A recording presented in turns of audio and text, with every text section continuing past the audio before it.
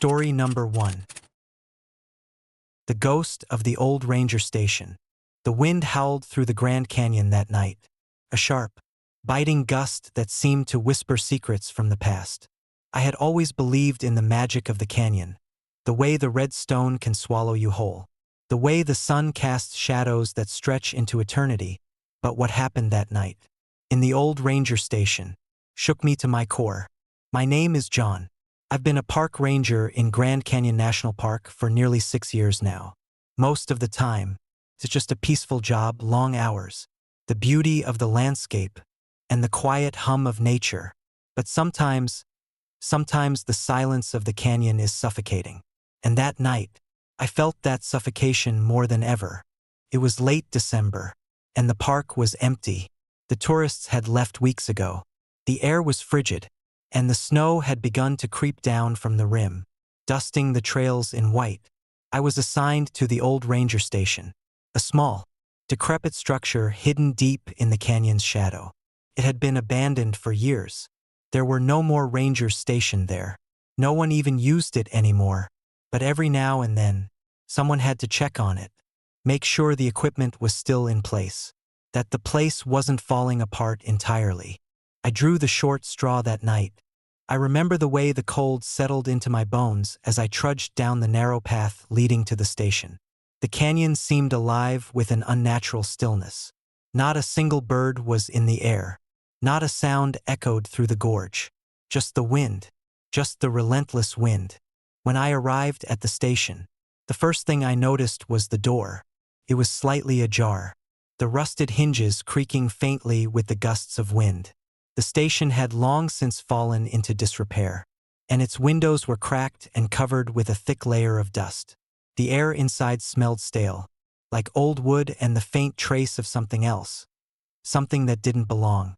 I hesitated at the door, looking into the blackness beyond. There was a chill that hung heavy in the air, even for a December night in the Grand Canyon.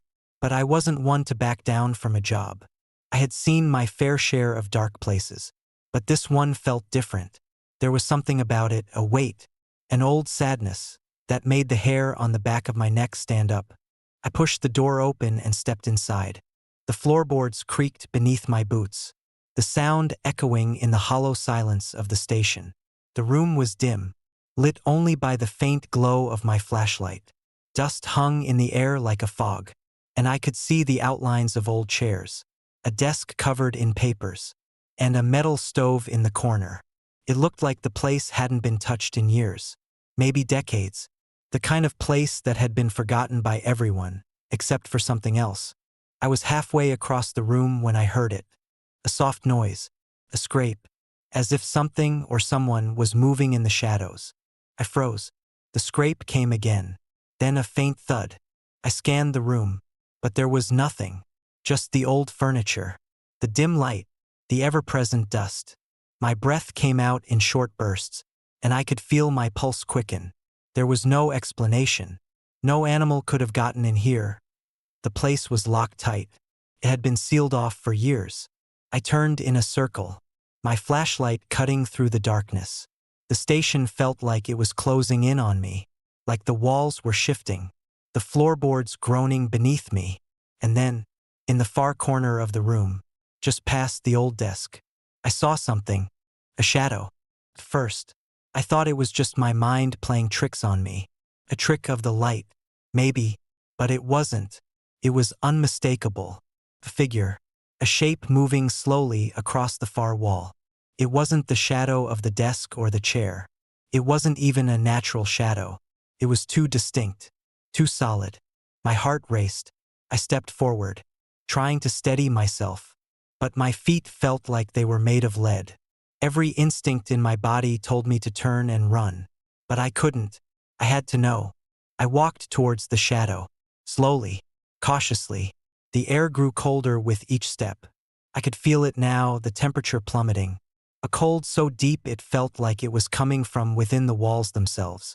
And then, the shadow moved. I stopped dead in my tracks. It shifted, gliding across the floor. And in a flash of light from my flashlight, I saw it. A figure, person, a man. draped in old ranger gear, his face hidden in shadow. But there was something off about him, something wrong. The way his body seemed to flicker in and out of existence.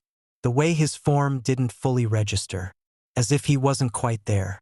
I stepped back, my breath coming in ragged gasps. The room seemed to close in around me. My pulse thudded in my ears.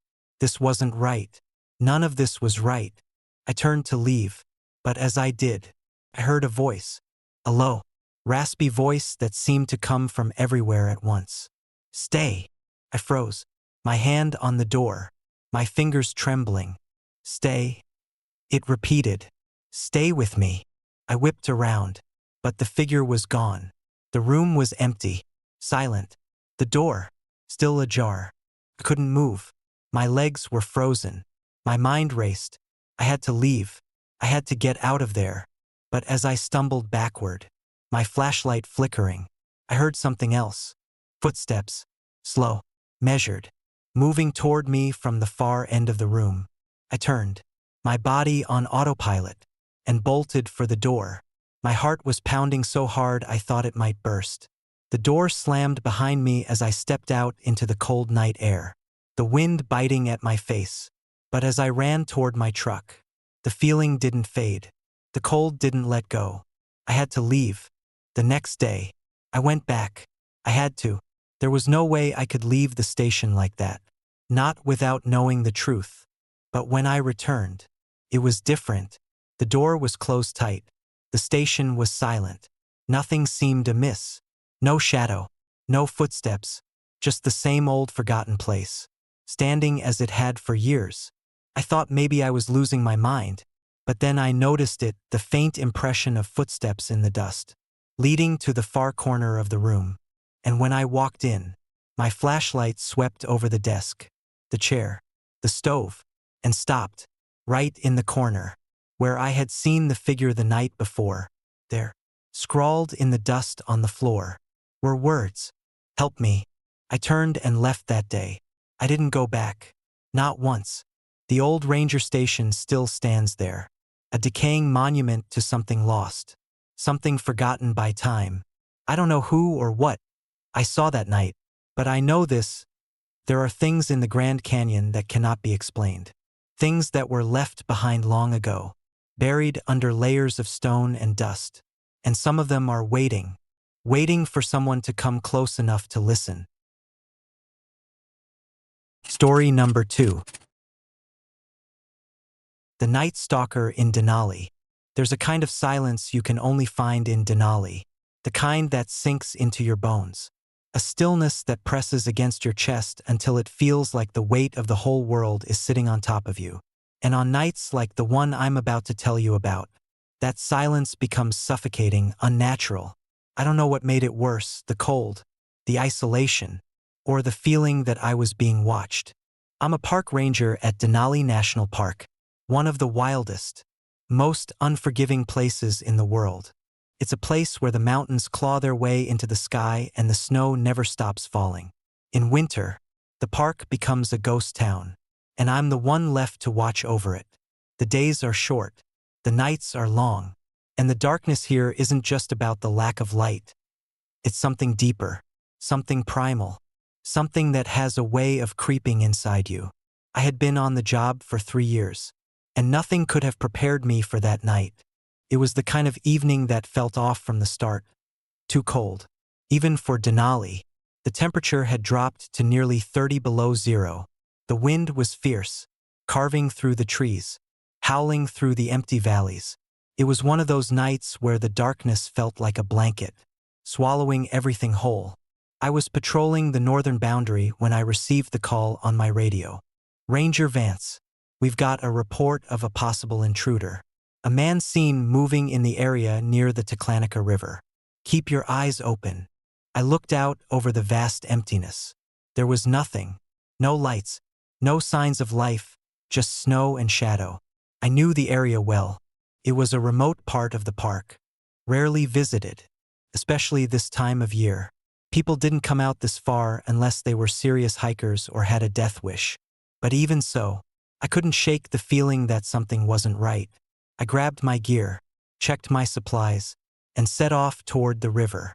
My boots crunched in the snow, the sound echoing through the forest like a warning.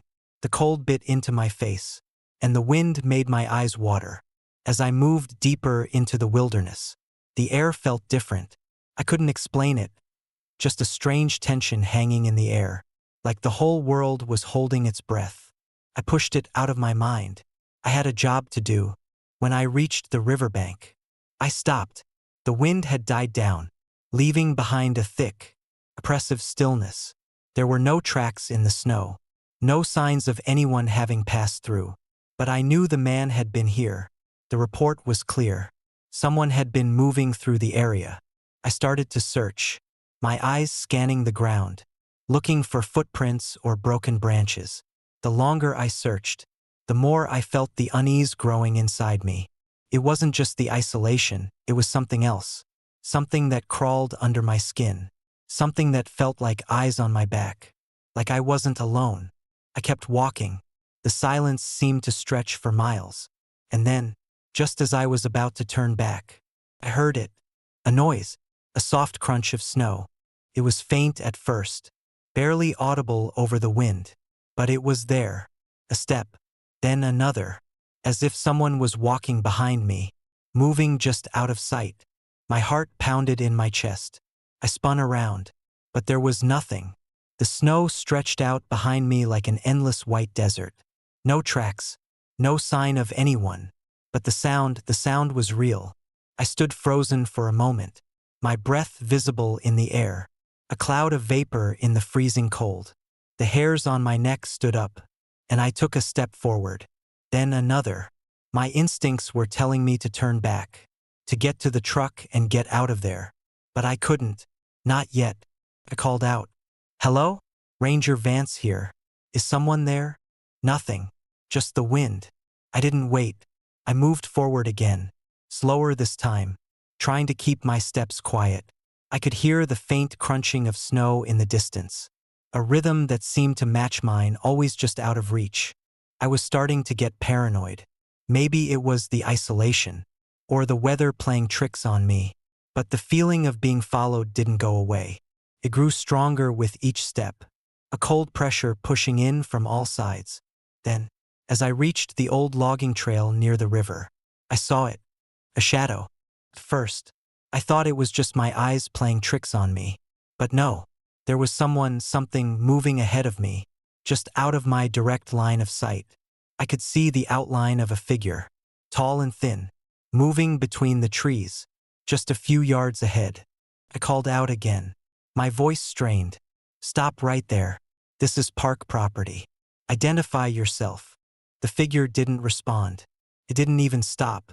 It just moved forward, fading in and out of the shadows, disappearing for a second before reappearing farther ahead. I hesitated, my hand tightening around the radio on my belt. Should I call for backup? No, I was too far out, too isolated. I'd have to handle this myself. The cold gnawed at my bones, but I didn't want to be the one who backed down. I followed the figure, slowly, carefully. Each step felt heavier than the last. The snow crunched under my boots. But that other sound, the sound of movement in the snow, was still there, just out of sight. The closer I got, the more I felt the weight of something unseen, something that was watching me. And then, just as I was about to reach the spot where the figure had disappeared, it stopped. I froze. There was no sound, no movement, just silence. I scanned the area, heart pounding, my breath fogged up in front of me, clouding my vision. The figure had vanished. But the air was different now, felt charged, thick with something I couldn't explain. And that's when I heard it. A voice, a low, guttural whisper. It was coming from behind me. I spun around, adrenaline surging through me. But there was nothing, no one. I had to get out of there. I turned on my heel, my heart hammering in my chest. But as I started back toward the truck, I heard the whisper again, closer this time, so close I could almost feel the words in the air. "Don't leave." I ran. The feeling of being followed never left. The snow crunched louder beneath my feet. but I couldn't look back. I had to get out of the woods, had to get to safety. The wind was howling again, and the snow was falling harder. My breath was a cloud in the cold air, and I didn't stop running until I reached the truck. When I radioed in, my hands were shaking. "This is Ranger Vance. I need backup. Something's wrong out here. I think I found the Night Stalker." When the others arrived, there was no sign of the man I had been chasing. No tracks, no footprints, nothing. Just the same empty forest, the same endless snow. But I know what I heard. I know what I felt. The shadow, the whispers, and the presence. It was as if something was hunting me. Something that had been there before and would be there long after I was gone. A few days later, I learned the story. Years ago, another ranger had gone missing in the same area. They searched for him for days, but they never found him. They assumed he'd gotten lost, maybe fell into the river, or worse, into one of the crevices hidden by the snow. But the others told me about a local legend, that there was a man who had disappeared long before, someone who had been lost to the wilderness. And now, his spirit, his soul, roamed the park, searching for someone to follow. I haven't been back to that area since. It's not the kind of place you go without a reason, but every time I pass through Denali, every time I'm out there alone, I can't shake the feeling that he's still out there, watching, waiting, and sometimes, when the wind is still, I hear the faintest whisper of a voice. "Don't leave." Story number 3. The Missing Woman of Yellowstone. The night had a chill that seeped through my bones, despite the layers I was wearing. It was late November in Yellowstone, that in-between time when the tourists are gone and the park feels more like a tomb than a wilderness. A tomb, perhaps, but not one without its whispers. My name is Tom. I've been a park ranger here for over 6 years.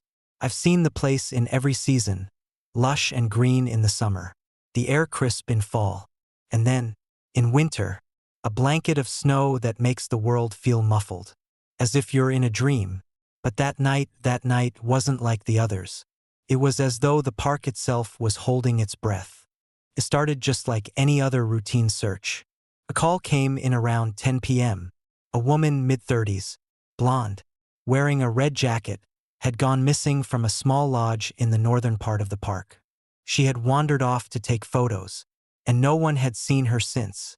It wasn't uncommon for someone to get lost in the snow, especially in winter, but something about this felt off. The park is vast, hundreds of miles of wilderness stretching across Wyoming, and in the winter, those miles feel infinite. The wind howls through the trees and the snow blows in sideways, cutting through any warmth you think you have. But I've been out there enough to know what to expect, or so I thought. The search party assembled quickly. There were 2 of us, me and another ranger, Derek. He was new, just a few months on the job. We drove out to the northernmost part of the park. Near the Lamar Valley, the moon was high, its pale light casting strange shadows on the snow-covered landscape. I could feel the weight of the silence as soon as we stepped out of the truck. It was different, like the world had gone still. "Tom," Derek said as we pulled on our gear, "you sure this is a good idea? It's late, and it's getting colder." I didn't answer right away. I was already looking out over the barren landscape, trying to imagine where she could have gone. The woman, her name was Kate. I couldn't help but think about her. What could have happened to her? "Let's stick to the plan," I told him, my voice low and steady. "We'll search in pairs, cover the trailheads first, then work our way out. If we don't find her in the next couple of hours, we'll call in more backup." Derek nodded, but there was a nervous energy to him.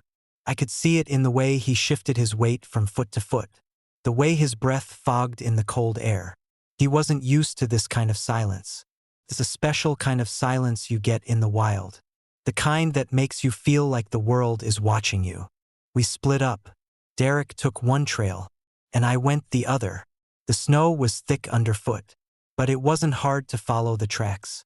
The fresh snow was a perfect canvas, showing every step, every mark. I could see the outline of her footprints ahead of me. Small, delicate in the snow. She had been here, but it had been hours. I walked deeper into the forest, the trees towering above me like silent sentinels. The snow crunched under my boots, and the wind cut across my face, freezing the corners of my eyes. Felt like time had stretched, like the hours had melted away. There was no sign of her. I radioed Derek after an hour of searching. Nothing yet. You see anything? His voice crackled back, a little panicked. No, no sign of her. I think I heard something, Tom. A sound. But it's strange. What kind of sound? I don't know. It's hard to explain. Like someone calling out.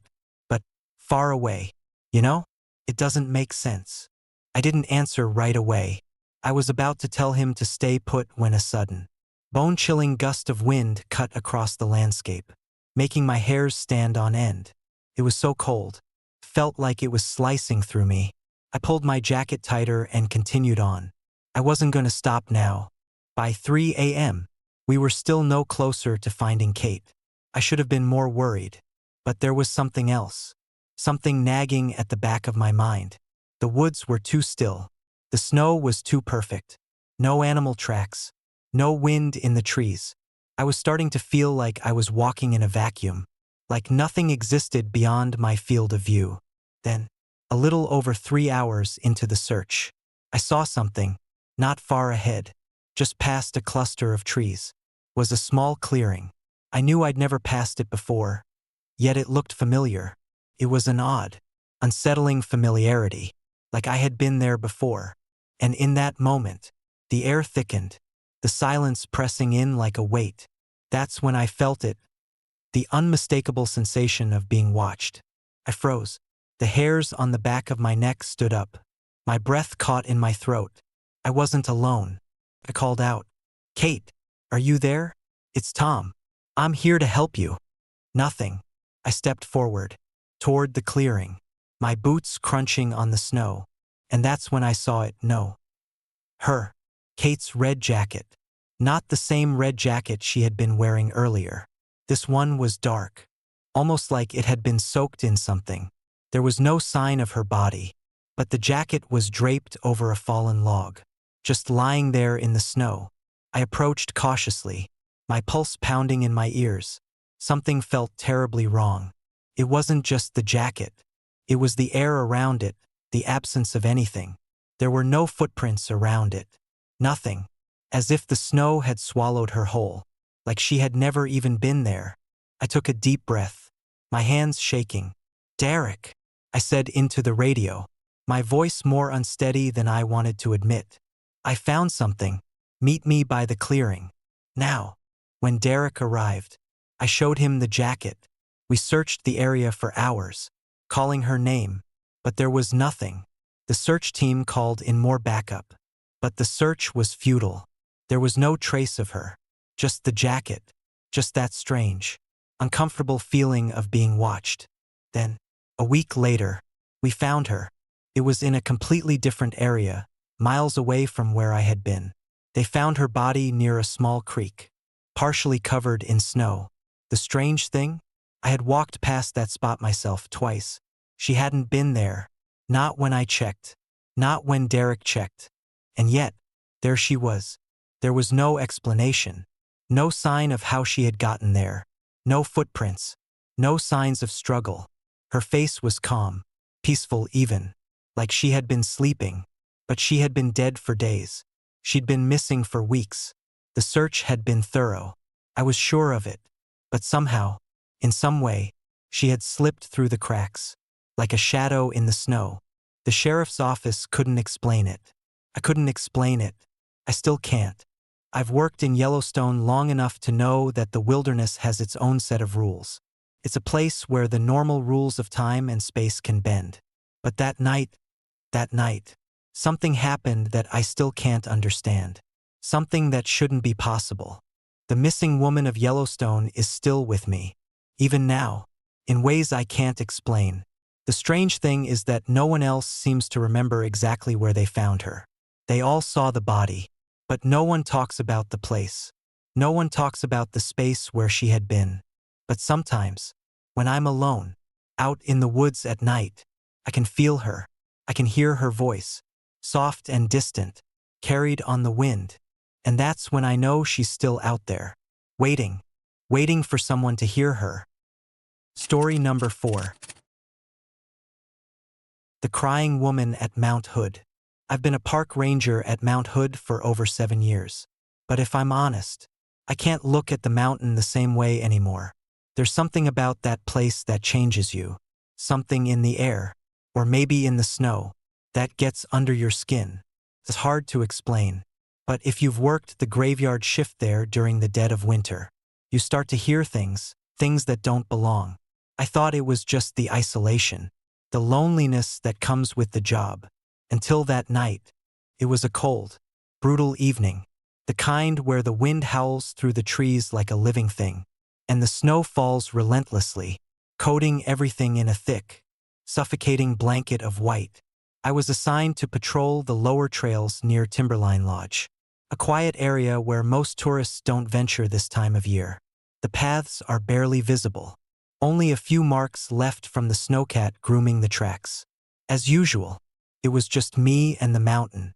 At around 2:30 a.m., I was making my rounds, the radio crackling quietly in my ear. Everything was still, too still. Not even the crunch of snow underfoot broke the silence.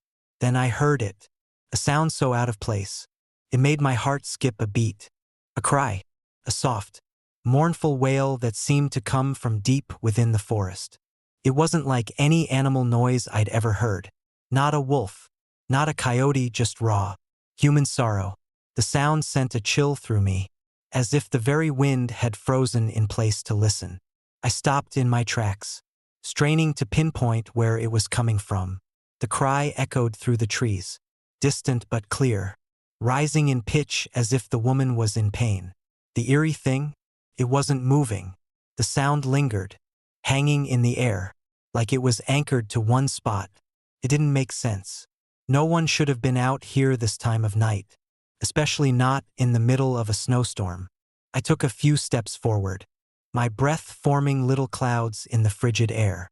I'd heard stories about strange noises in the woods before, rangers talking about footsteps when no one was around, or lights flickering where there were no lamps, but I had never encountered something like this. The wail seemed to grow louder, more desperate. Against my better judgment, I followed the sound, stepping off the trail and into the thick pines where the snow was deep. The trees here were older, their trunks gnarled and twisted. The wind howled above, but here, everything was muffled. The silence was consuming. I pushed through the snow, my heart pounding. The air grew colder the further I went, and the snow was up to my knees now. The cries kept coming, closer now, but still no sign of anyone. I was about to turn back when I stumbled upon a small clearing, a patch of snow, untouched, a place where the wind had carved away the snow like a polished mirror. And that's when I saw her, a woman, standing in the middle of the clearing, her back to me. She was dressed in a thin, white gown, the fabric fluttering in the wind, though she didn't seem to feel the cold at all. Her hair was long and dark, cascading over her shoulders in wild waves. Her head bent low as if she was mourning something. Her shoulders shook with each sob, the sound tearing through the night like it was meant to break the very air. I called out to her, "Hey, are you okay? Can you hear me?" She didn't respond. Her sobs continued, louder now, as if she hadn't even noticed my presence. I moved closer, my legs burning from the cold, but something inside me urged me to keep my distance. Felt wrong. The way she was standing there, motionless, disconnected, was wrong. When I was just a few feet away, I reached out and touched her arm. The instant my fingers brushed her skin, I felt it. A wave of cold so intense it nearly made me gasp. It wasn't just cold from the snow. It was a deeper cold, the kind that freezes your bones, the kind that makes you feel like you're standing in the presence of something unnatural. The woman jerked away from me, spinning on her heel in one swift, unnatural motion. Her face, when she turned to look at me, was pale and drawn. her eyes wide with a sorrow so profound it nearly suffocated me. But it wasn't just her eyes. There was something in her expression that wasn't human, something hollow. Her mouth opened, but no sound came out. The sobs had stopped.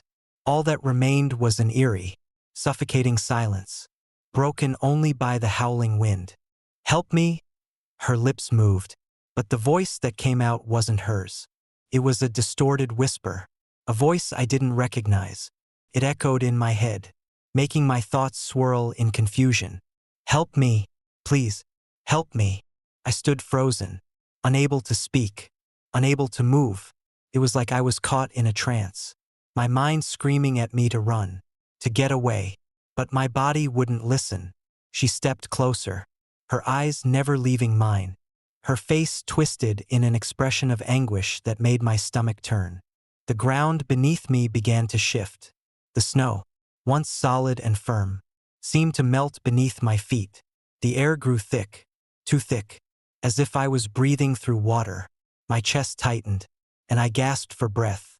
But none came. I could feel the icy fingers of fear creeping up my spine, pulling me toward her. "Please!" Her voice rasped again, barely more than a breath. "Don't leave me here." And then, just as suddenly as she had appeared, the woman vanished. One moment, she was there, standing directly in front of me, and the next, nothing. The clearing was empty, the snow pristine again, as if she had never been there. I stumbled backward, my legs shaking so violently I could barely stand. The air was once again just wind and snow, but the memory of her, of that face, still clung to me like frostbite. I didn't look back as I ran, not until I reached the safety of the lodge, my heart hammering in my chest, my mind reeling. When I told the others about what happened, about the woman in white, they weren't surprised. They had heard it all before.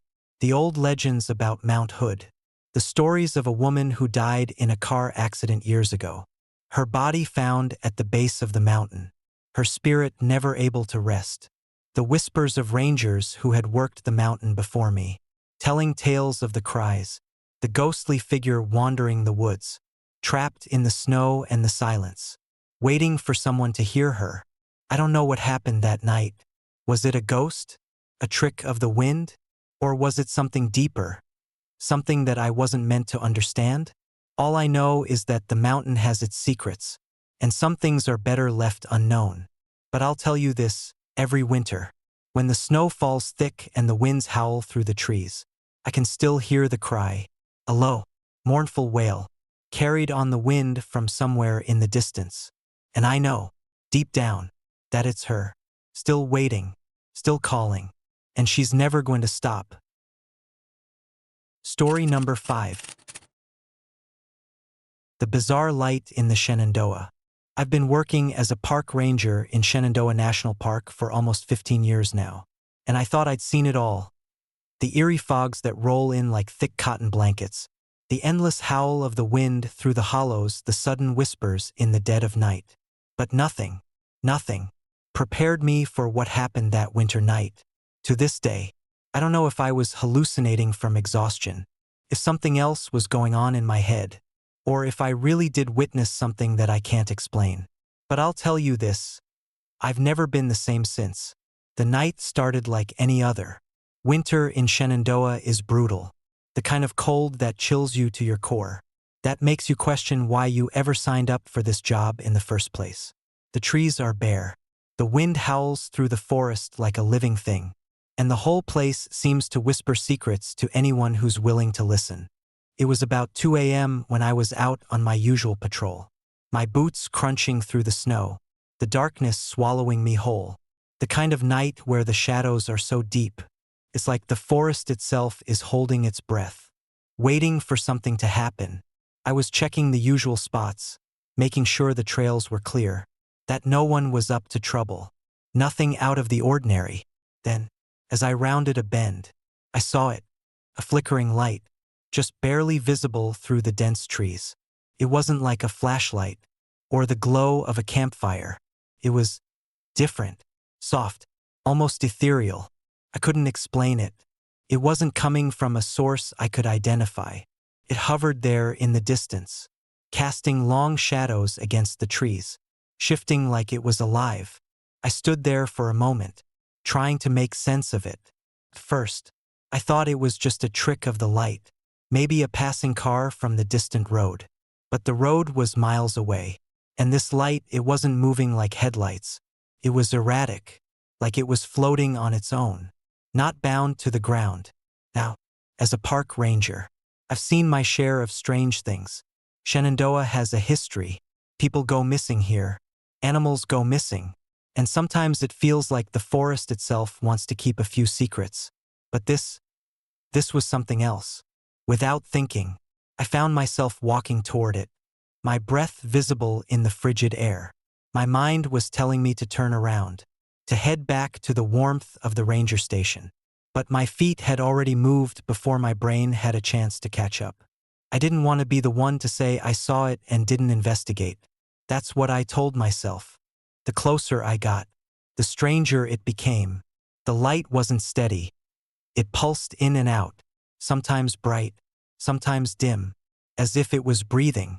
And as I neared the spot where it seemed to hover, it vanished, just like that, gone. One moment, it was there, flickering like a dying ember, and the next, there was nothing but darkness.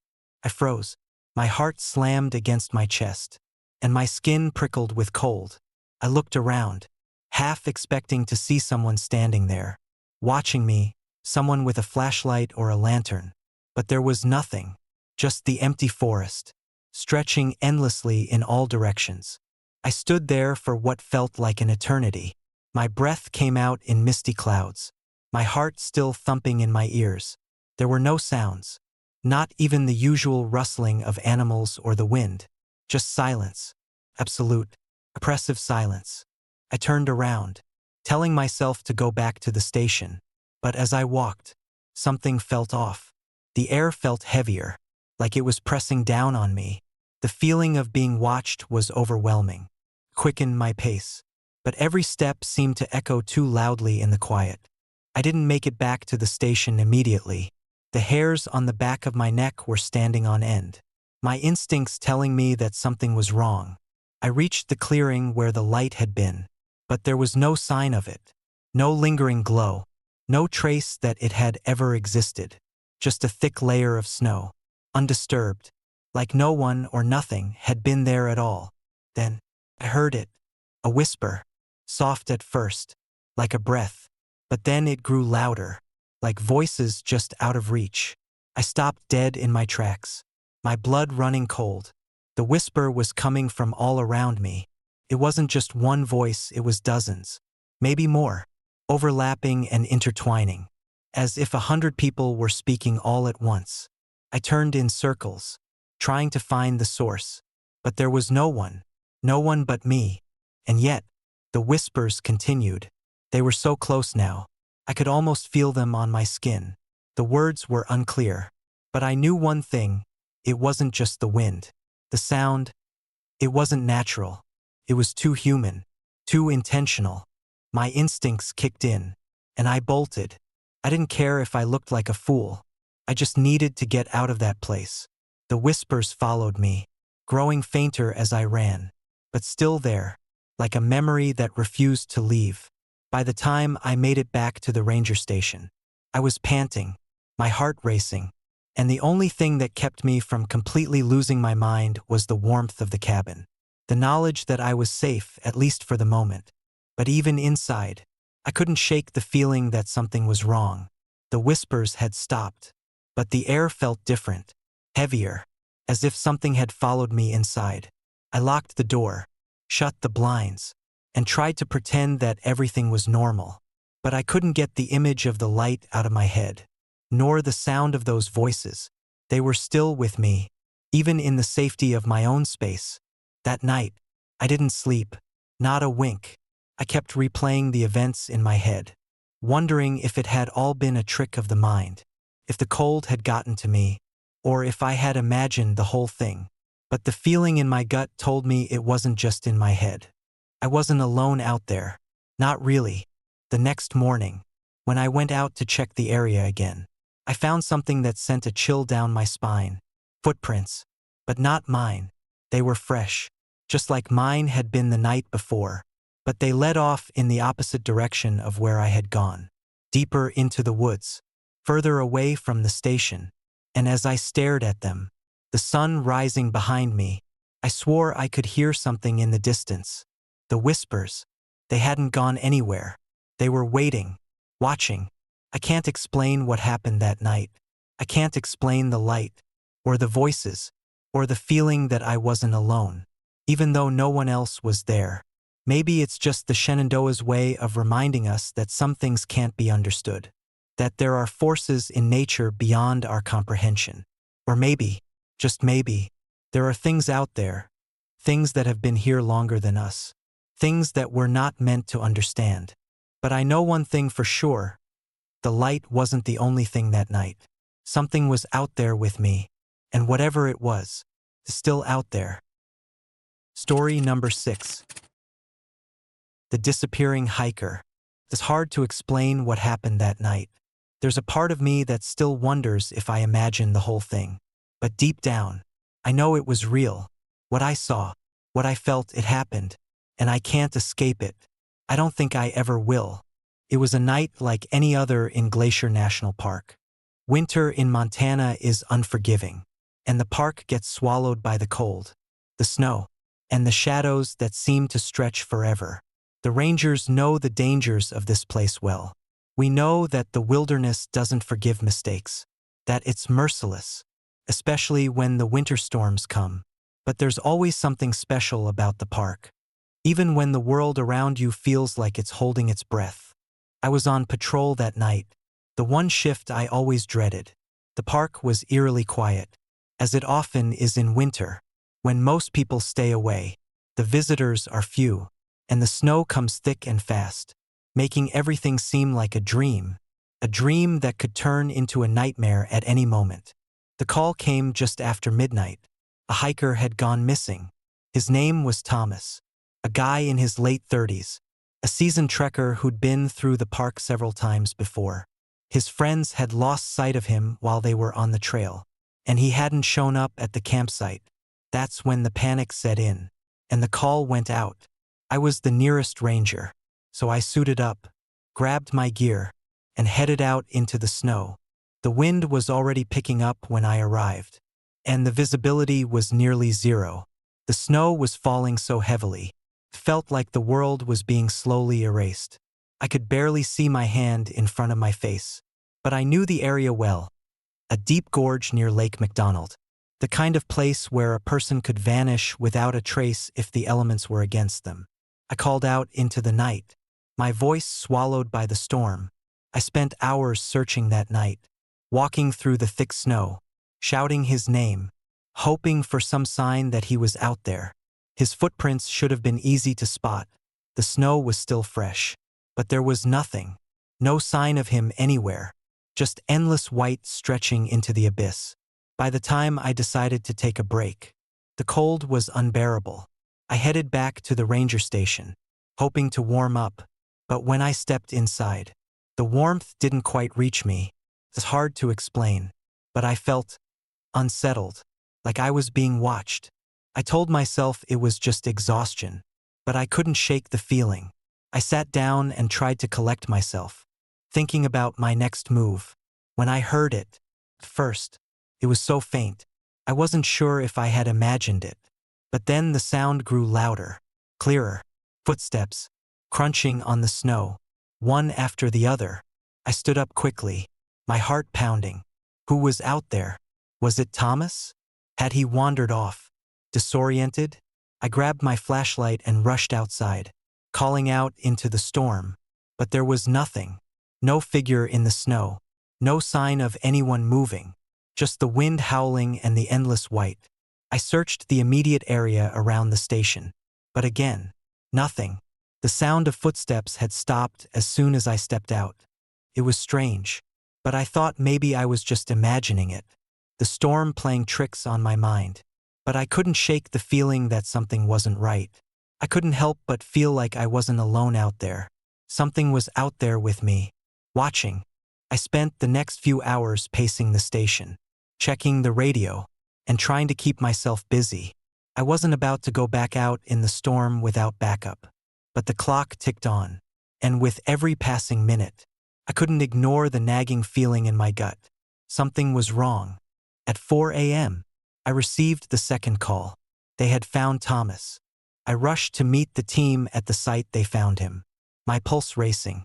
The snow was still thick, but the storm had subsided somewhat. The search party had managed to locate Thomas in a clearing near the edge of the gorge. When I arrived, they were standing around him, still and silent, their faces pale. I pushed through the group, my breath catching in my throat when I saw him. Thomas was lying face down in the snow, his body frozen stiff.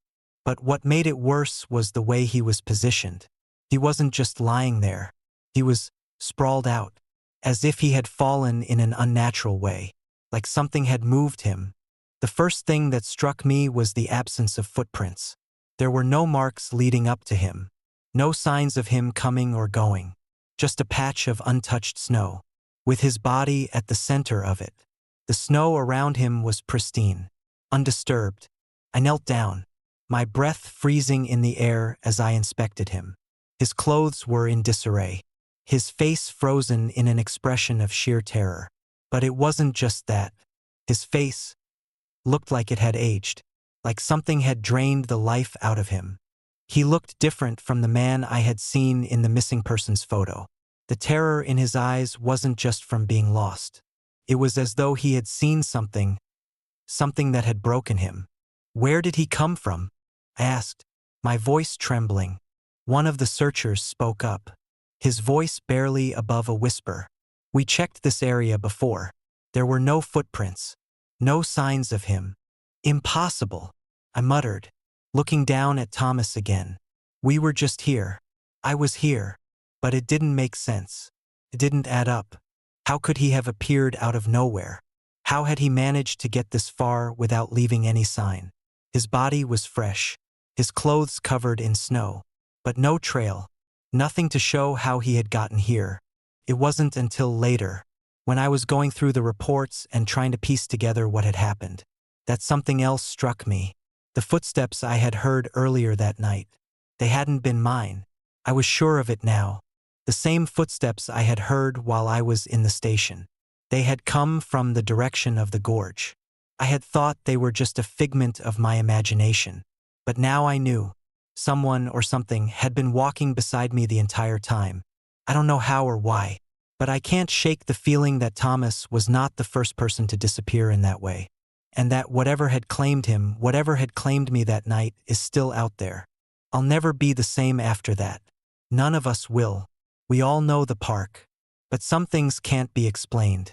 Some things don't leave footprints in the snow. Some things just disappear. And sometimes, they come back. Story number 7. The Phantom Ranger of Yosemite. I was never supposed to be out there that night. Yosemite National Park is beautiful.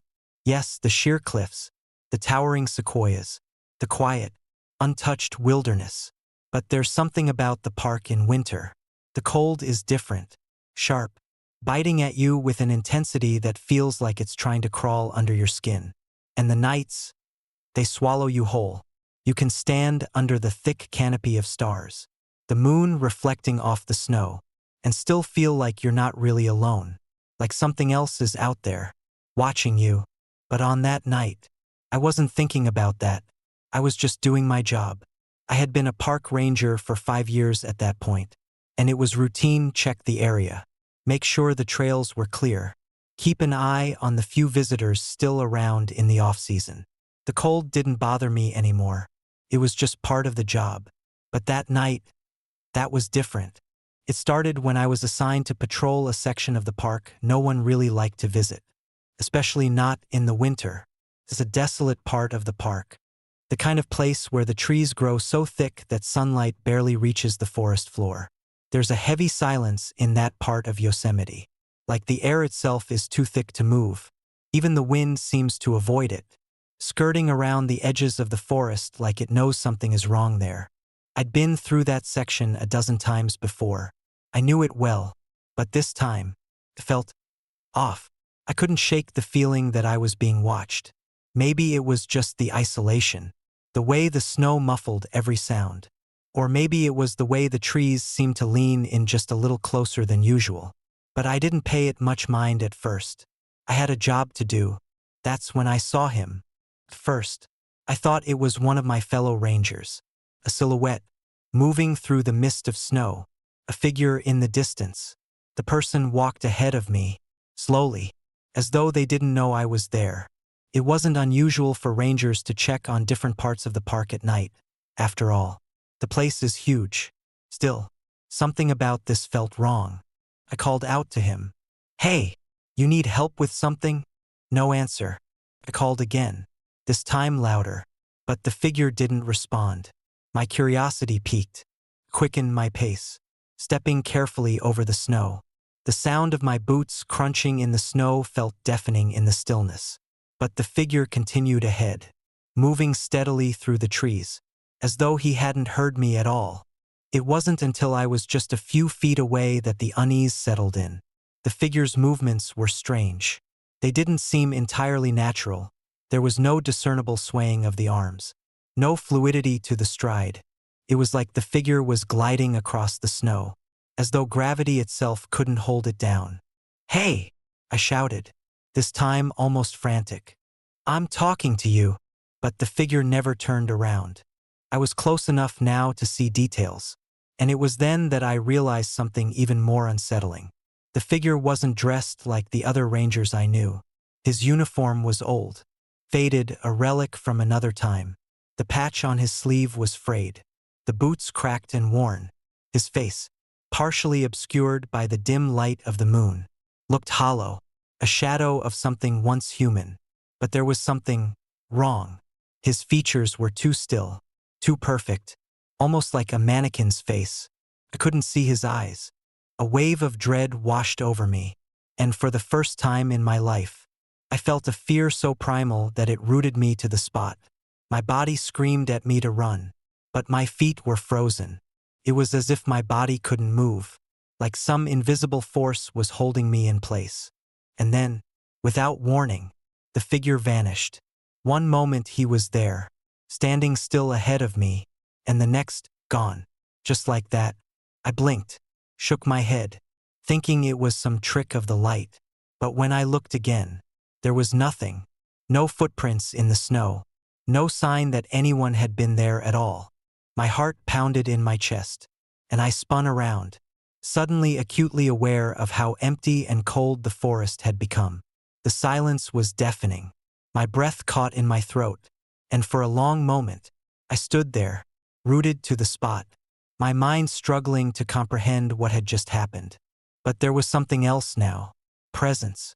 I felt it, deep in my bones. It wasn't just the cold. Not the way it was before. This was a different kind of cold. One that made the hairs on the back of my neck stand up and my teeth rattle. It felt as though something or someone was behind me, just out of sight. I turned again, this time deliberately, but there was nothing. No movement, no shadow, no figure, just the thick, quiet forest. Yet, I knew, I could feel it. Something was there, watching me. My pulse quickened, my breath coming in short, sharp bursts. The thought hit me like a cold slap. The Phantom Ranger. I'd heard the stories. Of course, everyone who worked in Yosemite had. The old ranger who had gone missing years ago, a man named Carter Hall, who had vanished without a trace during a routine patrol. They never found his body, and no one ever really figured out what happened to him. Some said he'd simply gotten lost in the vastness of the park. Others claimed he'd been attacked by animals or had wandered off to die in some hidden ravine. But there were whispers of a ghostly figure that wandered the park at night, looking for something or someone lost like he was, the Phantom Ranger. And that was when it hit me. I wasn't alone. The Phantom Ranger was here. I didn't know how I knew it. I didn't know why, but I felt it deep in my gut. He was watching me, waiting. I took a few hesitant steps back, my mind screaming at me to get out, to leave the area, to run like hell. But as I turned to leave, something stopped me. A sound. It was soft at first, almost imperceptible, but it grew louder, until it was unmistakable. Footsteps. Light. Slow. Deliberate footsteps crunching through the snow. I whipped around, but once again, there was nothing. No figure. No ranger. Just the cold and the empty forest. The footsteps continued, though. They were getting closer. I ran. I don't know how far I ran, but when I reached the ranger station, I didn't stop.